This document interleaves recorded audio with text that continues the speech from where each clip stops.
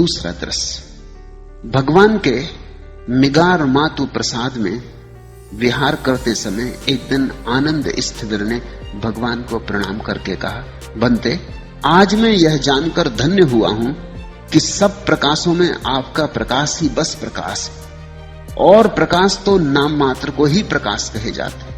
आपके प्रकाश के समक्ष वे सब अंधेरे जैसे मालूम हो रहे हैं। बनते, मैं आज ही आपको और आपकी अलौकिक ज्योतिर्मयता को देख पाया हूं, दर्शन कर पाया हूं, और अब मैं कह सकता हूं कि मैं अंधा नहीं। शास्ता ने यह सुन आनंद की आंखों में देर तक झांका और आलोक उसके ऊपर फेंका।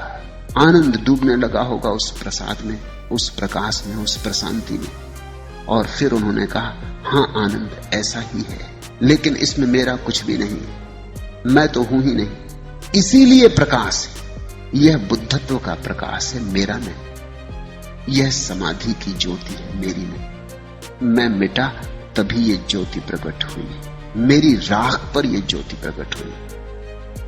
तब यह सूत्र उन्होंने आनंद को कहा, दिवा तपति आदित्यो रक्तिम आभाति चंदिमा, सन्नद्धो खत्तियो तपति झाई तपति ब्राह्मणो, अथ सब्ब महो रातिम बुद्धो तपति तेजसा। दिन में केवल सूरज तपता है, दिन में केवल सूरज प्रकाश देता है, रात में चंद्रमा तपता है, रात में चंद्रमा प्रकाश देता। अलंकृत होने पर राजा तपता है। जब खूब स्वर्ण सिंहासनों पर राजा बैठता है, बहुमूल्य वस्त्रों को पहनकर, हीरे जवाहरातों के आभूषणों, हीरे जवाहरातों का ताज पहनता, तब राजा प्रकाशित होता है।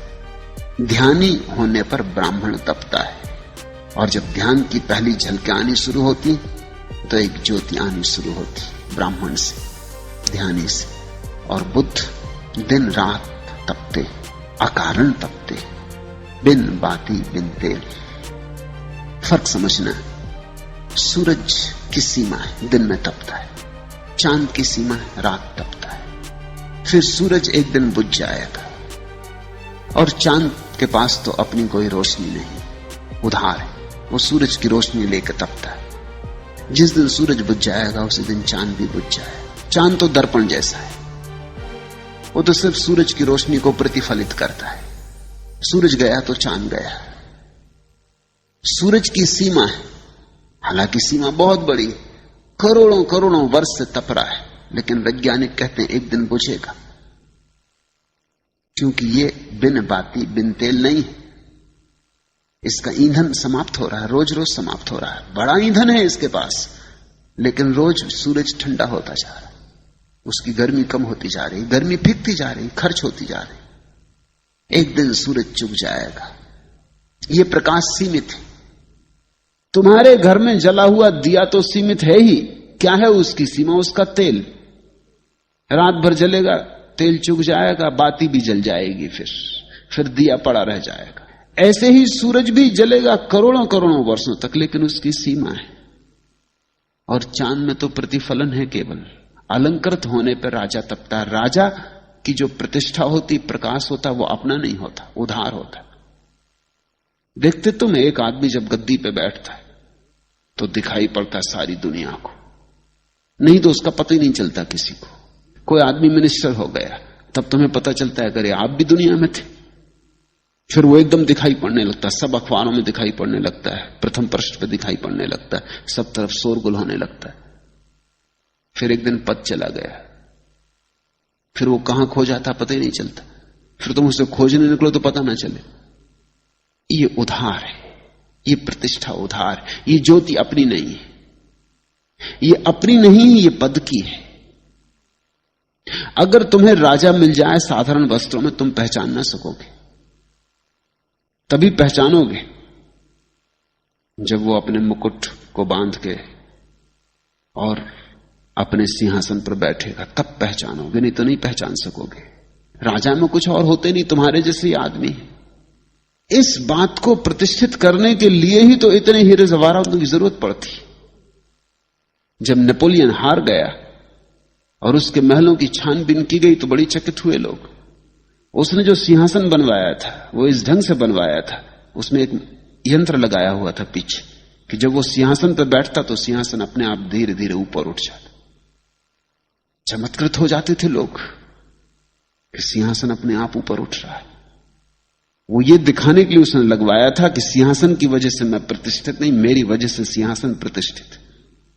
देखो मेरे बैठते ही पीछे इंतजाम था, जैसे वो बैठता आदमी वहां बटन दबाते, मशीन काम करती, वो ऊपर उठ जाता।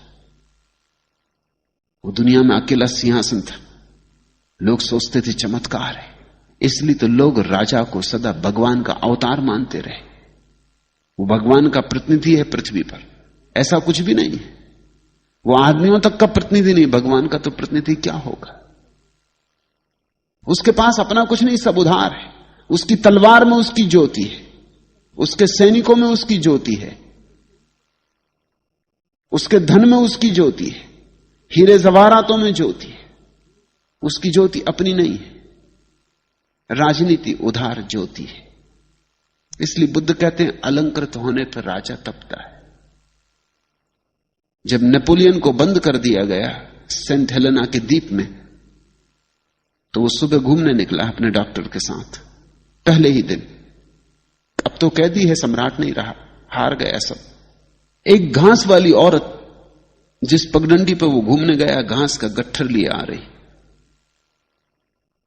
नेपोलियन का साथी जो डॉक्टर है, जो उसके पास रखा गया है उसकी सेवा इत्यादि के लिए, वो चिल्ला के कहता है घसियारिन रास्ता छोड़। उसकी बात सुनता है नेपोलियन और उसे याद आता है कि अब तो मैं एक कैदी हूं। वो हाथ पकड़ लेता डॉक्टर का, पगडंडी से नीचे उतर जाता। डॉक्टर कहता है क्यों? वो कहता है वो जमाना गया जब मैं कहता पहाड़ों से कि हट जाओ, मैं आता हूं तो पहाड़ हट जाते। अब घसियारिन भी नहीं हटेगी, हम ही को हट जाना चाहिए। वो दिन गए। नेपोलियन जैसा शक्तिशाली आदमी भी एकदम नपुंसक हो जाता। पद गया कि सब गया, धन गया कि सब गया। तो बुद्ध कहते हैं राजा भी तपता है, लेकिन अलंकृत होने से, ध्यानी होने पर ब्राह्मण तपता है। राजा से बेहतर ब्राह्मण, उसके भीतर की संपदा प्रकट होनी शुरू हुई, ध्यान उमगा। लेकिन ध्यान ऐसा है, कभी होगा कभी चूक जाएगा। ब्राह्मण ध्यानी कभी कभी बिजली जैसे कौंधे, ऐसी दशा है। बिजली कौन जाती, सब तरफ रोशनी हो जाती, फिर बिजली चली गई तो सब तरफ अंधेरा हो जाता है। ध्यान का अर्थ है समाधि की कौंध। और जब ध्यान इतना गहरा हो जाता है कि अब समाधि की तरह निश्चिंत हो गया, ठहर गया, अब जाता नहीं आता नहीं, जब रोशनी स्थिर हो गई तो बुद्धत्व। बुद्धत्व ब्राह्मण की पराकाष्ठा है। ध्यान है झलक, समाधि है उपलब्धि। ध्यानी होने पर ब्राह्मण तपता है। बुद्ध रात दिन अपने तेज से तपते हैं। और बुद्ध अथ सव्य महोरतिम बुद्धो तपति तेजसा, उन पर कोई सीमा नहीं है। न तो ऐसी सीमा है जैसी चांद तारों पर, न ऐसी सीमा है जैसे अलंकृत राजा पर, न ऐसी सीमा है जैसे ध्यानी ब्राह्मण पर। उनकी सब सीमाएं समाप्त हो गई। वे प्रकाशमय हो गए, वे प्रकाश ही हो गए। वे तो मिट गए हैं, प्रकाश ही रह गया है। यही दिशा होनी चाहिए, यही खोज होनी चाहिए। ऐसी ज्योति तुम्हारे भीतर प्रकट हो जो दिन रात चले, जीवन में जले, मृत्यु में जले, देह में जले, जब देह से मुक्त हो जाओ तो भी चले। और ऐसी ज्योति जो ईंधन पर निर्भर ना हो, किसी तरह के ईंधन पर निर्भर ना हो,